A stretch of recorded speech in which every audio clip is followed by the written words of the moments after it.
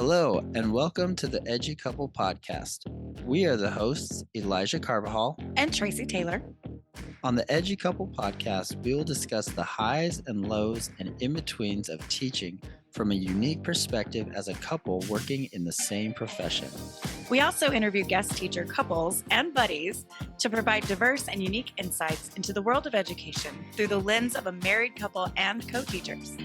Thank you for joining us. Now get ready for an adventure in education on the Edgy Couple Podcast. Hi. What are you doing? It's season 1, episode 2 of the Edgy Couple Podcast. I'm super excited to talk about today's I am stuff. very excited for this episode. Do you like my hat? I do. I love your hat. You look very cute. I noticed that we're dressed very... Mira. So we both came dressed for this podcast, like super teach like a pirate style, right? That's right. Like, we did. Because we're going to be talking about the Beatles. And we are. Stuff today. And obviously we know that George Harrison and Ringo Starr have a place in music history, in Beatles history. But we also want to focus this conversation around Lennon and McCartney specifically. Yes. So, are you ready to get into this? I kind of am. So let's start with the question that we asked. And I asked you this before we were even I think we were just collaborating. And I asked it in that context. I said, are you Lennon or are you McCartney? And so that's a question that's come up time and time again. Our years as like working together and collaborating, and then our time together as a couple, that conversation has been kind of had a couple times. So let's record it and let's focus on this question. Are you Lennon or are you McCartney? How do you know which one you are? Are you both? Let's dive into this. Okay. So I feel like as a preface too, this whole Lennon McCartney thing kind of is born out of that spirit of we are creative beings, we are creative teachers, and we're striving to innovate. And so who are the most innovative people ever? The Beatles. The Beatles were super innovative. So they became a kind of de facto mentors, if you will. But just that spirit and that energy and the approach and the process, it transferred over to us. Also, as a side note, our music tastes, we found little bridges in our music tastes of things that we could listen to together. There is some music that you listen to that if you made me play it in the car while I was driving to the grocery store, I would not make it. So what's pause for a second. What's one of those bands? Let's let our listeners know. So I know that you love August Burns Red. Yes. And I love their music, the instrumental and stuff.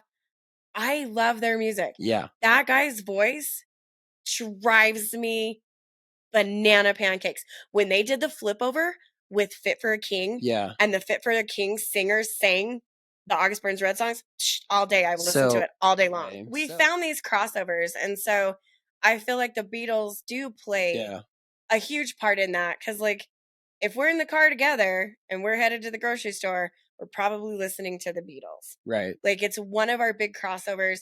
It's when we are in the house, if we're cooking, if we're cleaning, if we're whatever we're doing, it's a really easy win to put on the Beatles and then everybody's happy. Yeah, exactly. Sort of take the Beatles anthology, and we sort of put it into phases from the beginning right up to the Help album, which I believe, just going to say it right now, I believe that Paul McCartney is the very first emo. And I believe that Help is the first emo album. Because that one has Yesterday on it. It's got Yesterday, but there's a bunch of songs that he and John Lennon were all up in their feelings, I feel like, for that album. It's such a fantastic masterpiece. But That's just a little sidebar comment right So, there. what do you expect from a couple whose like first big date was to the Rock and Roll Hall of Fame? Like, Yeah, this exactly. is what we do. So, this is who we are. So okay, so So we've got that's phase early one, Beatles up to early now. Beatles. Help, Revolver, Rubber Soul. So it'd be like so it'd be Rubber Soul and then Revolver. Okay. And then that's kind of a transitional period. Is that's the their way we sort of look transitional at that. period. And then we get Psychedelic Beatles.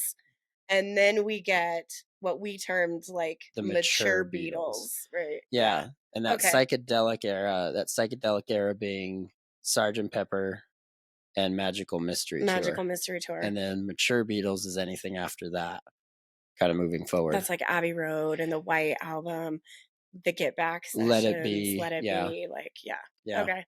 Yeah. So those now are people kind of have some kind of reference as to how we look at inspirational things. Right. Like we take inspiration apart and we look at the things that are inspiring us or things that might have process or creative helps or whatever. We take those apart and we analyze them together. Like today's conversation didn't just happen this morning at breakfast. Like these are conversations we have together for fun. Yeah. Like we sit around and talk about the Beatles. Yeah, or exactly. we are driving in the car. Because let's face it, as a teacher, sometimes the last thing you want to talk about is school. Yes. So we had to find something else to talk about other than just our life as a teacher. Right. So one of the things that we both love is music. And like we have such a variety of interest in music that it was really easy for us to kind of find some of these crossovers. But the Beatles really started to become kind of important in our process, not only of pushing ourselves and pushing our boundaries and pushing creatively as educators, but like as creative people in our little adventures, our solo adventures and our like stuff. So this became like it's a thing. Like the Beatles are a thing in our house. Mm-hmm. Yeah. Yeah, they are. Yeah. So before we start talking about, are you Lennon, are you McCartney, we need to find what does that actually look like. Defining terms. So defining terms keeps misinformation and miscommunication from right. happening. So when we think of Lennon, I'm going to start with him. When we think of Lennon, I think at least for me, I go to things like his lyrics.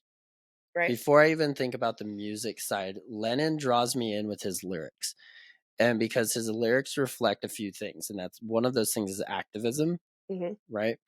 And consciousness, right? Yes. Like, and culture as well. So it's all those things that's speaking to the culture and speaking about what is currently happening in the world and things like that. So thinking about songs like All You Need Is Love, Revolution, right? The Ballad of John and Yoko, that are all these songs about like, this is life, you know what I mean? Even if it's something fun like the Ballad of John and Yoko. I do love that song. Which I love too. But Lennon was the message, I feel like. Lennon was the message and the meaning behind a lot of things. And one of the examples, and if we're comparing the two, think of it this way. On Rubber Soul, the opening song is Drive My Car. Yeah. And that's led by McCartney. He's the lead on that. And then the next song after that, immediately following, is Norwegian Wood. I like that song. When you compare them, like Paul's approach to singing about like this girl that he's got a thing for, right? And she's got a thing for him, right? Baby, you can drive my car. Yeah. And baby, I love you. And then you transition into something that's a way more abstract, and it's more of a story, I feel like, with Norwegian Wood immediately following that. So it's an interesting comparison, I feel like, to look at their approach to like, if I'm writing something about this, writing a song about a girl, what's the approach I'm going to take to it? I feel like Lennon was a little more abstract in his lyricism than McCartney was. Not that McCartney wasn't. Again, this is not a diss to either side. It's just comparing the two. No, we're just kind of defining terms in the way that we like.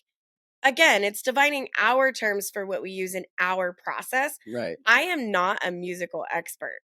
I have not done the research to be qualified to speak on the Beatles as any kind of expert. I am not an expert, but I am an expert in my own life as to where I get inspiration from. Yeah. And so I feel like I can say that, Mm-hmm. like, and stand by what I said. Right. Where your experience of listening to the Beatles might be completely different. Right. So I feel like I can agree with what you just said. Yeah. As like, because again, this is what our lived experience is. Yeah, exactly. So when we talk about our experience of Paul McCartney, we kind of have attributed him to creativity and playfulness. Right. And like, I love some of the stuff that we've seen lately. You know, it's him reflecting Yes. on those times. The show we watched where he's with music producer Rick Rubin, and they're going through and listening to the old Beatles masters. You like, know, absolutely revealing about creative process and just how detail oriented Paul McCartney was. No secret. I mean, you can YouTube it and he'll talk about it. And I think he talked about it on that Rick Rubin documentary as well. A Day in the Life, right? Where with the orchestra section, where his thing was like, I want everybody to just start at the lowest note they can make and work your way up to the highest note. But just do it on your own, however fast you want. And so for him to be able to see like, okay, that'll sound like chaos, but I can make this beautiful and kind of craft it. And which he did. He needed some help from George Martin on that to kind of speak the right language to the musicians, because they were having a hard time understanding him. So that's where George Martin, right, the fifth Beatle, comes into place. Their producer. You know, and kind of helps with that. And then you hear that song and it's just absolutely, it gets me every time. That ending gets me every time. But I also feel like, I mean, if anybody listening or watching needs to like push pause and go listen to A Day in the Life by the Beatles from the Sgt. Pepper's Lonely Hearts Club Band album. I feel like sometimes that's what our life sounds like, where, you know, you're teaching like a pirate and you've got things going on and it sounds completely different than my teaching like a pirate and getting ready to go off and, you know, this is Sparta of middle school. At some point, I feel like A Day in the Life, the Beatles song, kind of sounds like sometimes like our midweek Tuesday, Wednesday, Thursday grind, where yes, there's music being made, there's sound being made, and sometimes it's chaos. But then when you take a step back, you go, oh, this really works and it's really beautiful. So I feel like A Day in the Life is one of those songs where I'm like, I'm encouraged that like we can actually make this thing happen. Like we can actually make a life together that fits, right? And it like, and nobody gets lost, right? Right. So we've kind of defined what this looks like, right? Yes. So let's start with Lennon. When are you Lennon? I'm actually Lennon a lot. Because in the like, so my core values, I have 5 core values that I kind of like hang on to. And they're like, I've been calling them the benevolent 5, because there's 5 like things that I value the most. The first 2 are be an advocate for students and be an advocate for teachers. And so just that in and of itself puts me in an activism point of view. I need to take action to be a voice or be seen or be a model or do these things so that, you know, the education of children benefits these children.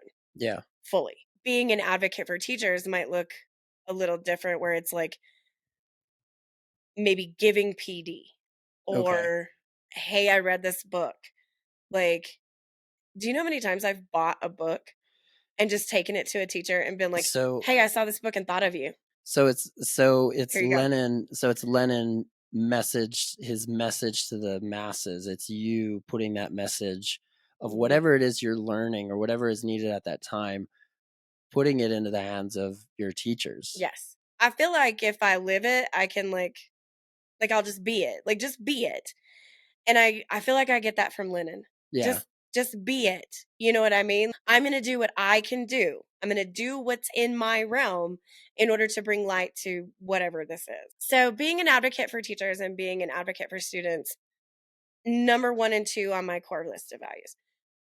On that list of values is also this idea of I'm going to do what's right, even if it's unpopular.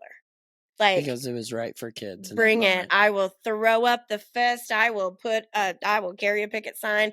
This is what is right for students. Yeah. Yeah. As a reading interventionist, like I'm definitely always paying attention to what do my students need, and always speaking on behalf of that.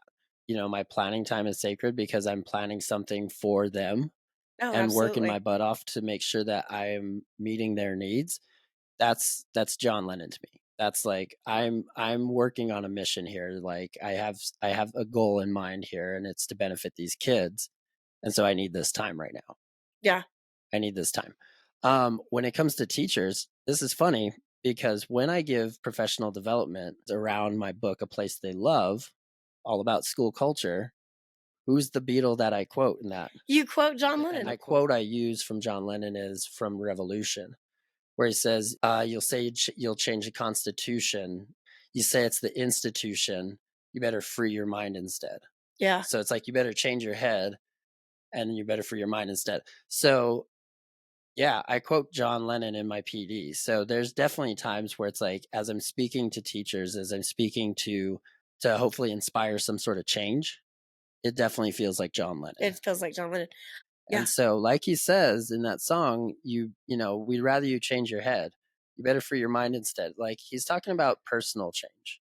Yeah. Right? Like, don't worry about the big institutional stuff. Like, yes, worry about that. And yes, try to change that. But we change that one person at a time. And the best person to start with is ourselves. We are constantly looking for change. And so much so that Lennon represents a little bit of that social entrepreneurship. There is no way, and I can say this with 100% certainty, there is no way for me to fix the education system in America as it stands right now. There is no fixing the system. So I know now, okay, I'm functioning in a broken system. So now I can focus my energies and I can look for the things that I can change inside of it. I can use the system's principles in order to create change. That is a social entrepreneurship revolution. I will change and be different in this education system, even knowing that the system itself is busted. Yeah. So I feel like that is very John Lennon. I do too. Yeah. I feel like he would cheer us on in that. Like, be louder, go more. Like, I feel like he would appreciate that. Right. Yeah. One of my big John Lennon moments, right, is writing a book. And absolutely, you've had those moments as a contributing author, and then there's potentially a book in the works. Like writing a book at this point is very John Lennon of us. Now, bringing in like professional development, giving professional development, like helping in a different way, in a different area, curriculum planning, academic planning, all of that stuff, that's where I'm good, right? Yeah. Sign me up for that. I will sit and have those conversations for free and love every minute of it. These moments of bringing PD in, that is my Lennon moment. Like, let me encourage you to step out and be brave. Yeah. So that's when we're Lennon. So when are we McCartney? When are we operating in that risk-taking, creative freedom, storytelling, details? When are we Lennon? Or I'm sorry, McCartney. When are we McCartney? I feel like the teachers I work with get my Lennon side. Okay. Like, and they get my John Lennon more than my kids do. My students get my Paul McCartney. Okay. Like, dressing up, right? Engaging lessons, bringing in stuff, like telling stories of process. I mean, I'm one good story away from 100% student engagement, like at any given moment. So I feel like I will use anything for a teacher demonstration. Like, I feel like for my kids get my Paul McCartney. Yeah. Yeah. when it comes to Paul, like we talked about risk taking, right? Mhm. And that's one of the things that I've been asking, you know, since since right before the pandemic, and right when I had started having interviews and stuff like that, as we moved to a new city and started working for a new district. And if I was in interviews, that was one of the questions I was asked them is, are your teachers encouraged to take risks in their teaching, like, and what they do?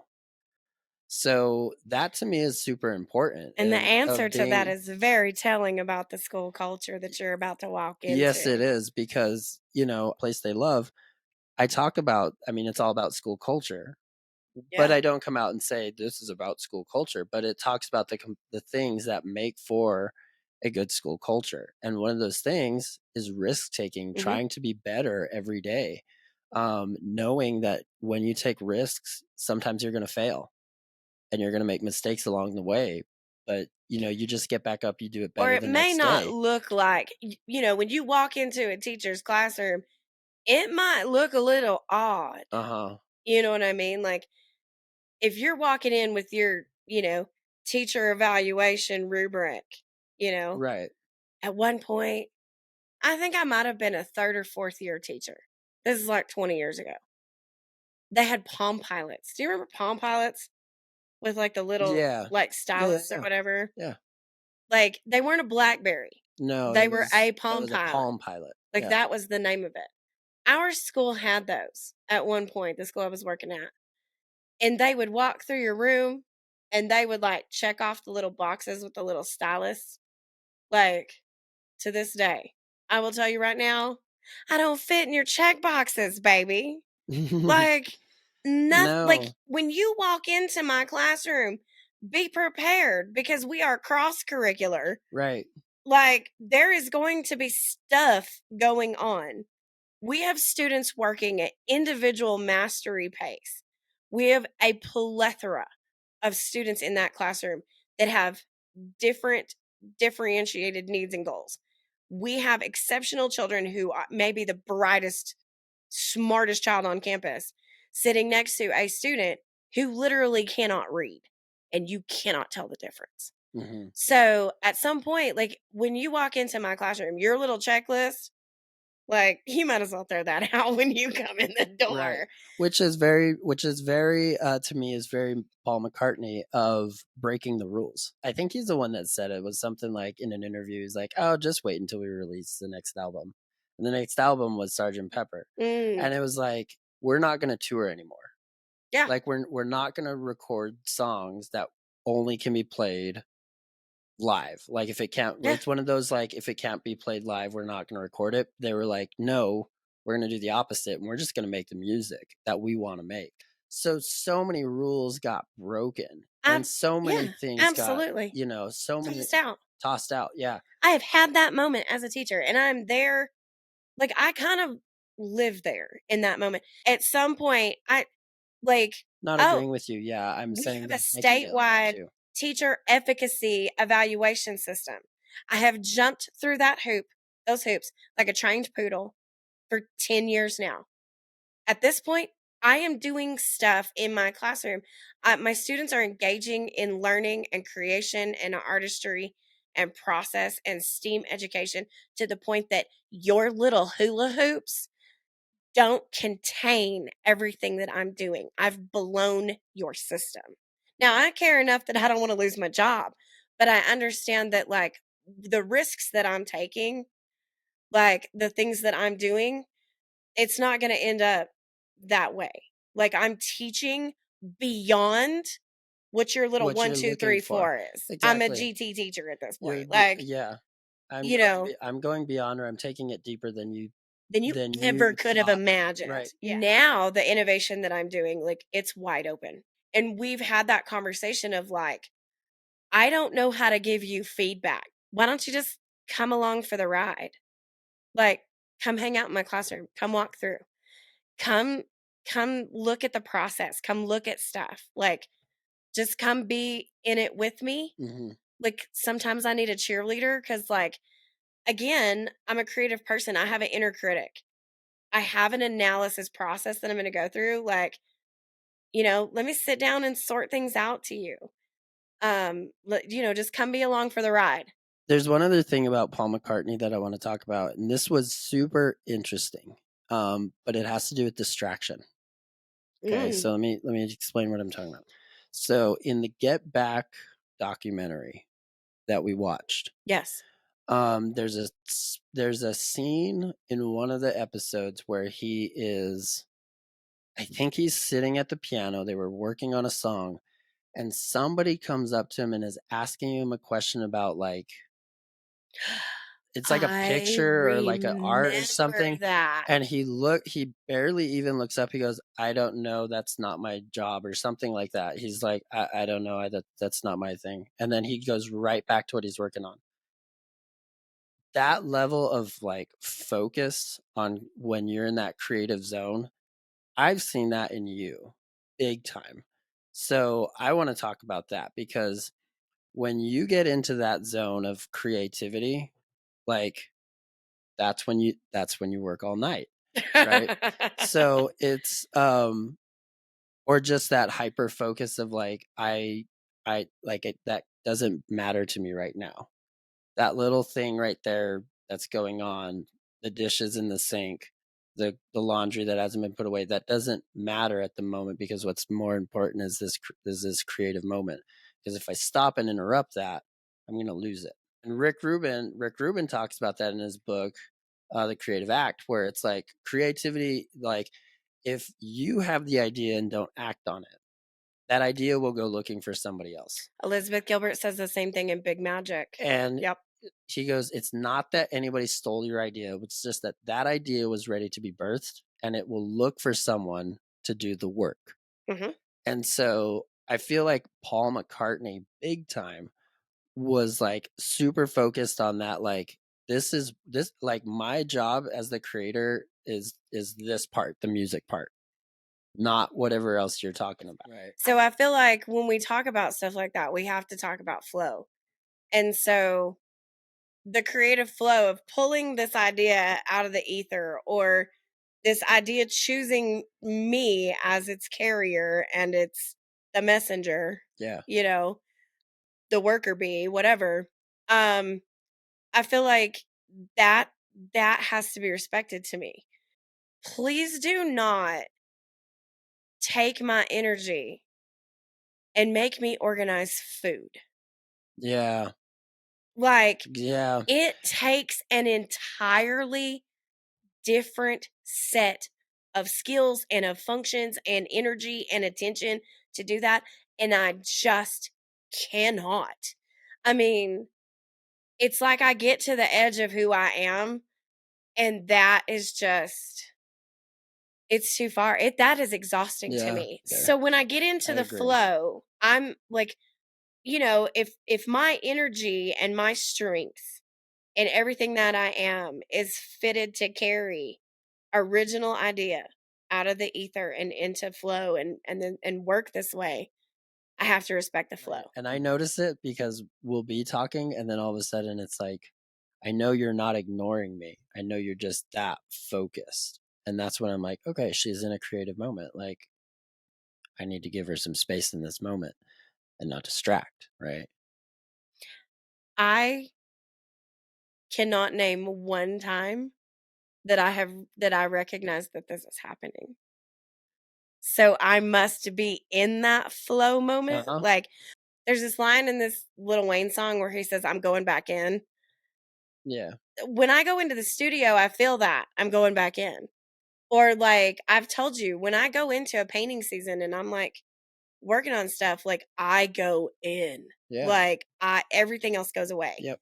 And so in those moments, if that you're recognizing, I don't know that they're happening. Yeah. Once I get into flow, it's hard to get me out. Like, it's almost like being on the freeway and you can't stop until you get to your exit. Yeah. And like, some days I'm in the slow lane, some days I'm in the fast lane, but I'm not stopping until I get to the exit ramp that's mine. I can't just take it. I just can't take the next exit ramp and be like, oh, I'll just take this next exit ramp, do some laundry, get back on the freeway. That's not how I work.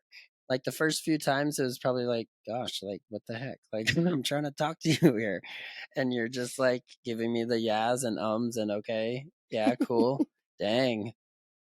Right? What's that meme? What's that meme where it's like when you're 5 yas, 6 oh my goshes, and 8 dangs, and 11 wow man that's crazy, and they still keep talking?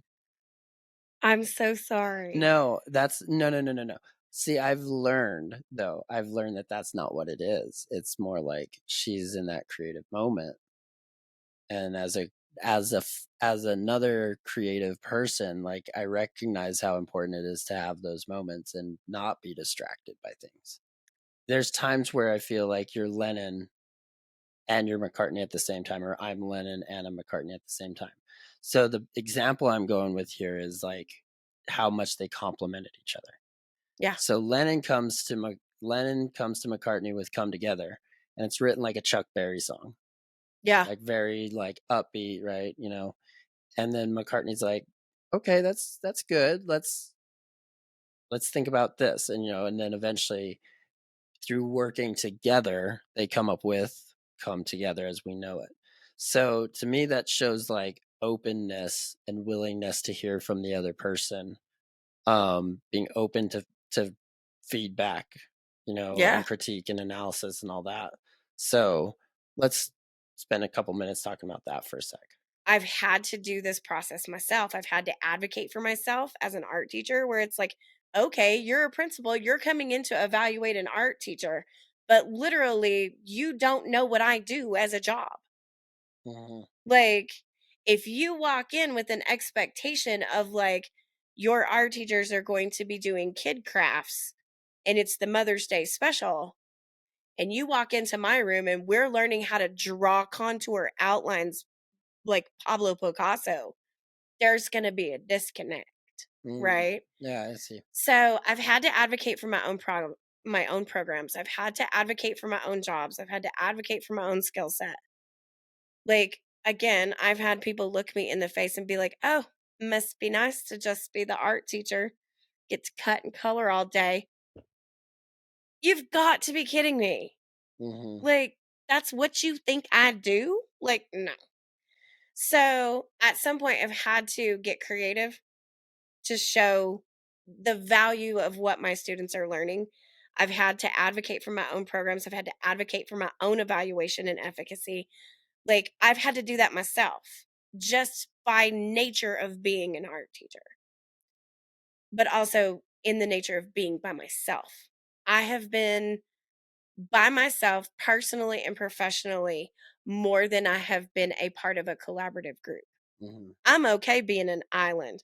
They talk about like all these consultants and PD people that were coming in for a long time. They used to, talk about, oh, it's not healthy to be an island. It is if you are an introvert who is You neurodivergent know, and is highly reflective and willing to put in the work. Like, I'm just gonna I'm gonna say prove it. you wrong. I'm just gonna say it for everyone listening. This is fact. No one ever tells extroverts to practice being more introverted. Exactly. It's always like, here's how to get out of your shell, like 9 tips for like social skills and getting along with, and it's just like, how about we practice like 10, like, how about we start with like 3 things for extroverts? You know what I'm saying? Like, no, it's just it's just an observation I've made. Nobody Yeah. tells extroverts how to be introverted. The introverts are always encouraged to be extroverted. Do you do realize that there's an entire movie that made people uncomfortable? It's called Castaway, right? Yeah, I view that as vacation goals. I liked Castaway. I'm I just do saying. too. I love that movie. Just saying. But anyway, all kidding aside, you are correct. I am an introvert teacher. Yes, I collaborate, but I collaborate when it's organic.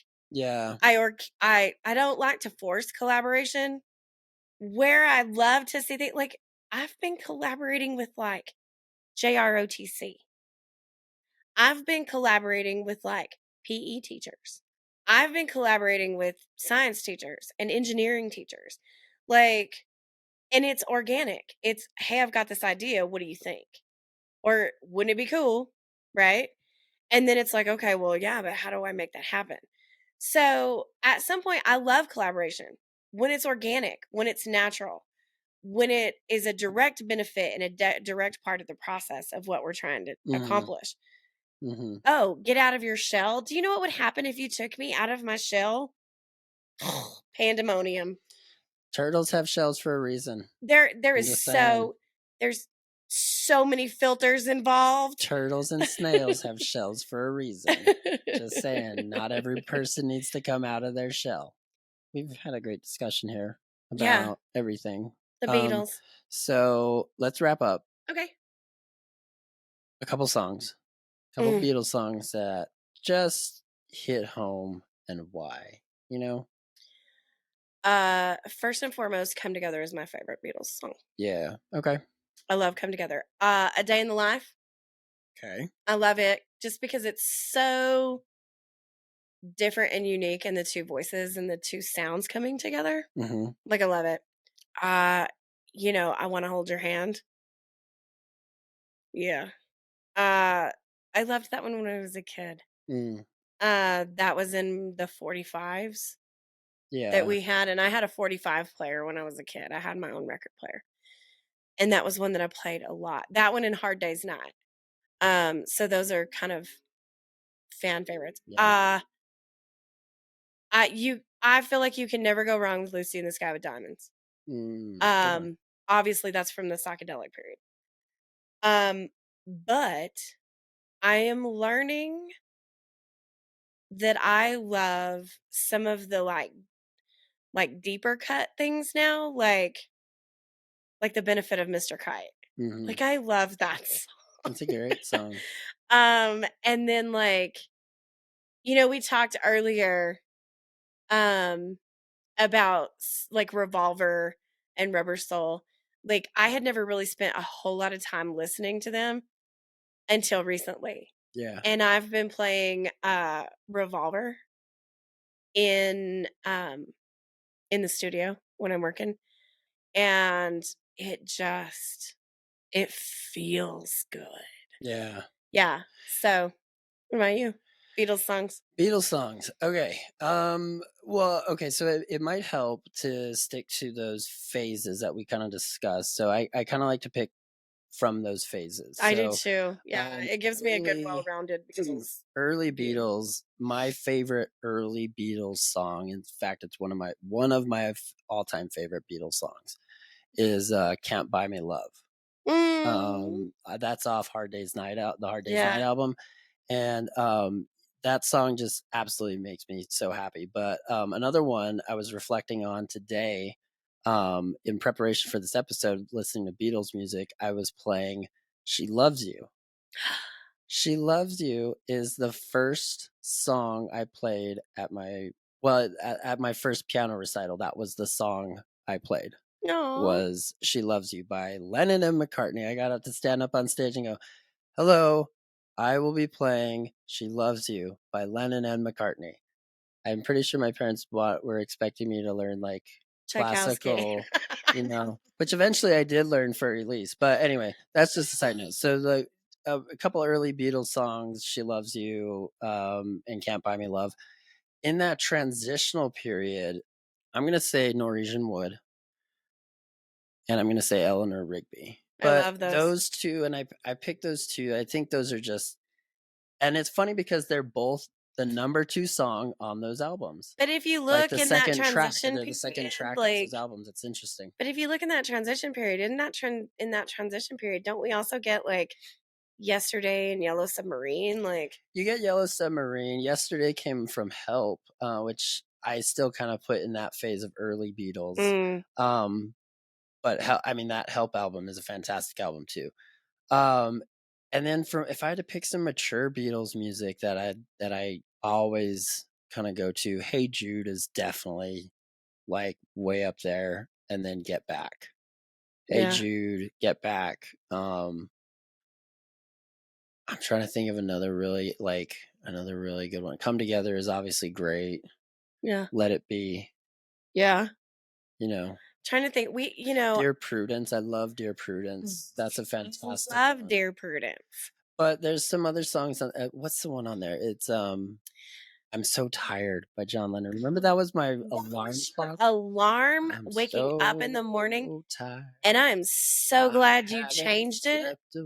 Because when I woke, like, if that is the first, I feel like that was putting it into my atmosphere. Like, here I am. I hate the alarm clock anyway. I have to get up early. I have to adult and function. And literally, that is putting that affirmation into the atmosphere for me of, I'm so tired. And I'm just like, yeah, I am.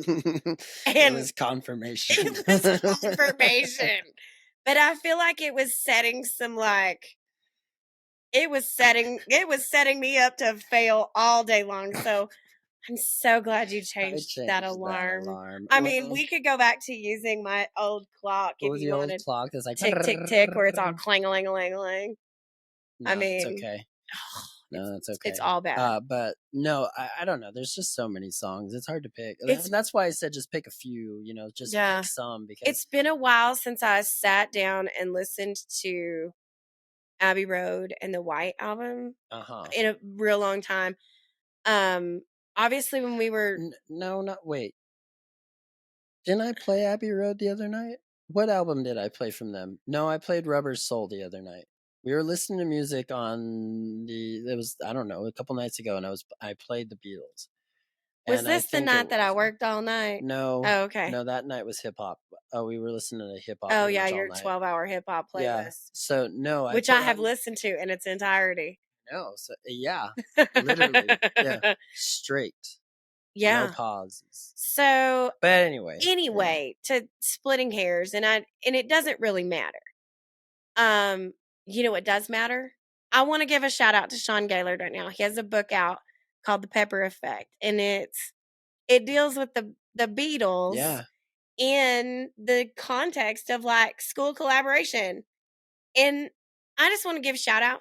If you would like to have if you're listening or watching us and you want to have your own like Beatles,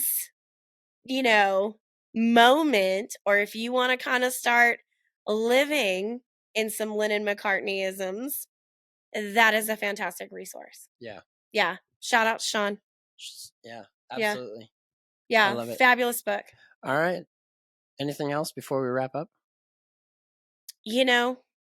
It's interesting to be a part of our edu couple because some days we're Lennon and some days we're McCartney. Goes back to our thing. Some days you're captain. Some days you're captain and some days you're the crew. Yeah. Yep. But you're still part of the ship. Part of the crew, part of the ship. Yeah. Awesome. I love it. All right. I'll see you next episode. All right. Love you. Downstairs for cookies. Yeah. I love you. I love you too. Bye. Bye, y'all. Thanks for tuning in to the EduCouple podcast. We hope you've enjoyed hearing about our experiences and insights into the world of education. Don't forget to like and subscribe to our YouTube channel for exclusive and extended content. Share our episodes with your other half and follow us on social media at @CaptainCrew for updates and more educational content. That's at KaptainKrewe. For more content from the Captain and Crew team, check out captainandcrew.com. Thanks for listening.